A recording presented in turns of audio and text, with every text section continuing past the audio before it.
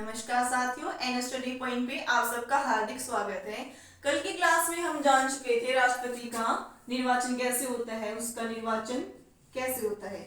इसमें हमने 2 पॉइंट्स पढ़े थे कि राष्ट्रपति का निर्वाचन कैसे होता है, अप्रत्यक्ष तरीके से होता है। कैसे होता है? अप्रत्यक्ष तरीके से। और दूसरा पॉइंट पढ़ा था हमने आनुपातिक प्रतिनिधि प्रणाली। कौन सी पढ़ी थी? आनुपातिक प्रतिनिधि प्रणाली। ठीक है। और हमने ये भी जाना था कि राष्ट्रपति के चुनाव में कौन कौन पार्टिसिपेट करता है। लोकसभा के सदस्य और राज्यसभा के सदस्य और विधानसभा के सदस्य। कौन से सदस्य पार्टिसिपेट करते हैं?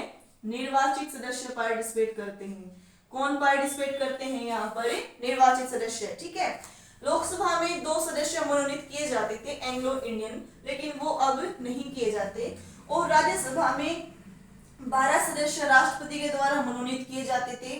ठीक है, किए जाते हैं, थे नहीं। और जो विधानसभा है उसमें मनोनीत कौन करता है? किसी भी राज्य का, मतलब जैसे हरियाणा है तो हरियाणा के राज्यपाल मनोनीत करेंगे। ठीक है। और आज हम जानेंगे एक संक्रमणीय मत प्रणाली के बारे में। 3 ही कंडीशन होती है निर्वाचन में। ठीक है, तो इसको हम जानते हैं। 1 मिनट में डस्टर ले आती हूँ। अब इसमें क्या होता है, मान लीजिए कि ए और बी नाम के 2 व्यक्ति हैं जो इलेक्शन में खड़े होते हैं कि ये ए नाम का व्यक्ति है और ये बी नाम का व्यक्ति है। 1000 मतदाता हैं वोट डालने वाले, मान लीजिए। ठीक है। अब ये वोट कौन कौन डालेंगे? लोकसभा के सदस्य, राज्यसभा के सदस्य और विधानसभा के निर्वाचित सदस्य। तीनों के निर्वाचित सदस्य वोट डालेंगे। ठीक है। अब इंटरेस्टिंग बात क्या होती है राष्ट्रपति के निर्वाचन में कि ये जो 1000 सदस्य है ना, वो ए को भी वोट डालेंगे और बी को भी वोट डालेंगे।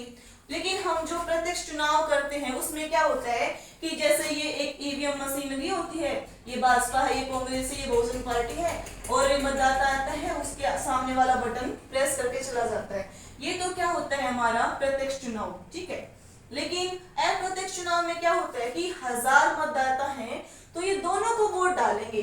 मान लीजिए कि इसको इन्होंने 600 वोट दी और इसको कितनी दी? 400। ठीक है। तो कौन विजेता बनेगा? 1000 का आधा कितना हो गया हमारा? 500। जो 50% से 1 वोट ज्यादा प्राप्त कर जाएगा उसको क्या बना दिया जाएगा? हम राष्ट्रपति बना दिया जाएगा। ठीक है। अब इसके हिसाब से कौन राष्ट्रपति बना? ए वाला, क्योंकि इसके पास क्या है? 600 वोट है। ठीक है। अब जरूरी थोड़ी है कि 2 ही कैंडिडेट खड़े हों। अब दूसरा एग्जांपल लेते हैं हम। इसमें जो वोट डलती है दोनों में डलती है। कैसे डलती है 1000 वोट दोनों में?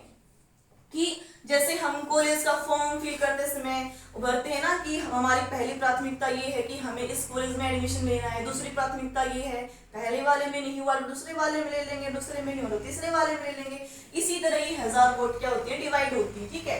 अब दूसरा एग्जाम्पल लेते हैं कि ए और बी और सी नाम के व्यक्ति हैं, कैंडिडेट्स हैं हमारे। मतदाता कितने हैं? 1000। तो अब वोट कैसे? मान लीजिए कि 400 लोगों ने ए को फर्स्ट प्रेफरेंस दी है। ठीक है। फिर 300 और 300, 1000 वोट कंप्लीट।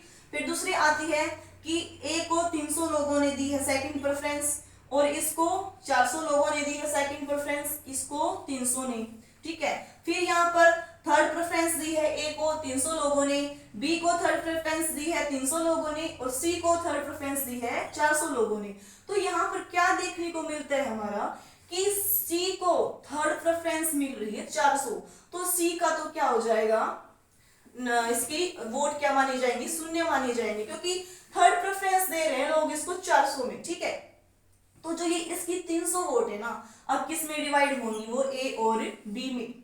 अगर ए के पास 500 प्लस 1 वोट है, यानी कि 50% प्लस 1 वोट है, तो वो राष्ट्रपति बन जाएगा।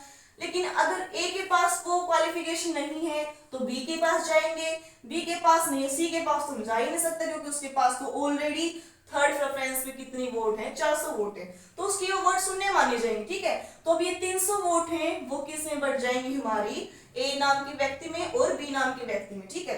अब ये 300 वोट भी कैसे बटेंगी? हमने पढ़ा ना कि 1000 वोट तीनों लोगों में बटेंगी।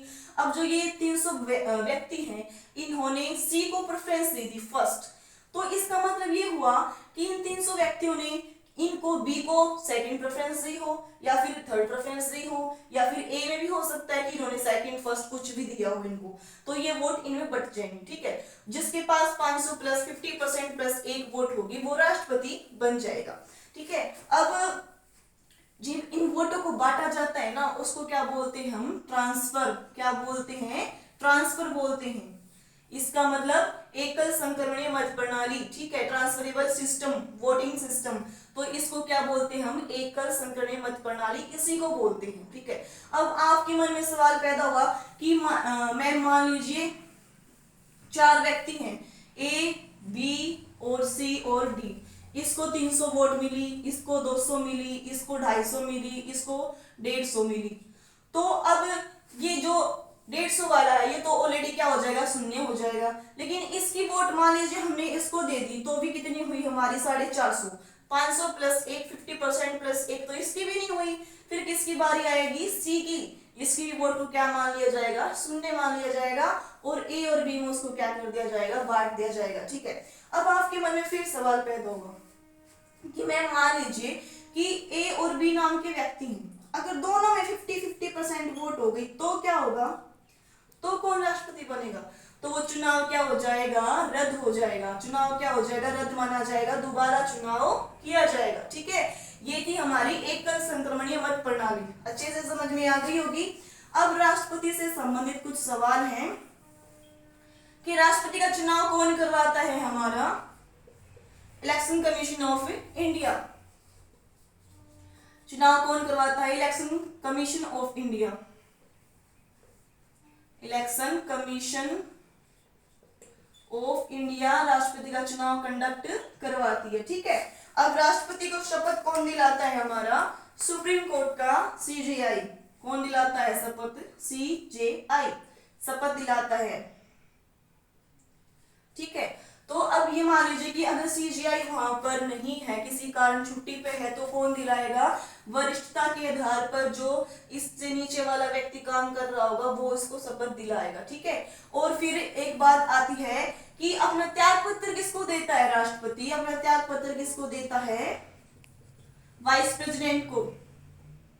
किसको देगा, हमारा वाइस प्रेसिडेंट को क्या देगा, उपराष्ट्रपति को त्याग पत्र देगा। ठीक है, फिर आपके में कि लोकसभा का जो अध्यक्ष होता है वो जानकारी देगा, लोकसभा का स्पीकर जिसको हम बोलते हैं वो क्या बताएगा जाकर कि राष्ट्रपति ने अपना त्याग पत्र सौंप दिया है, अब इसके चुनाव क्या होंगे, दोबारा करवाने जरूरी है 6 महीने के अंदर अंदर। ठीक है, मैं आशा करती हूँ कि आपको राष्ट्रपति का चुनाव बिल्कुल अच्छे से समझ में आ गया होगा। 3 ही चीजें पढ़ी हैं हमने, अप्रत्यक्ष चुनाव, आनुपातिक प्रतिनिधि प्रणाली और एकल संक्रमणीय मत प्रणाली। आशा करती हूँ आपको ये वीडियो पसंद आएगी। अगर पसंद आए तो लाइक शेयर कमेंट और सब्सक्राइब करना न भूलें। धन्यवाद साथियों।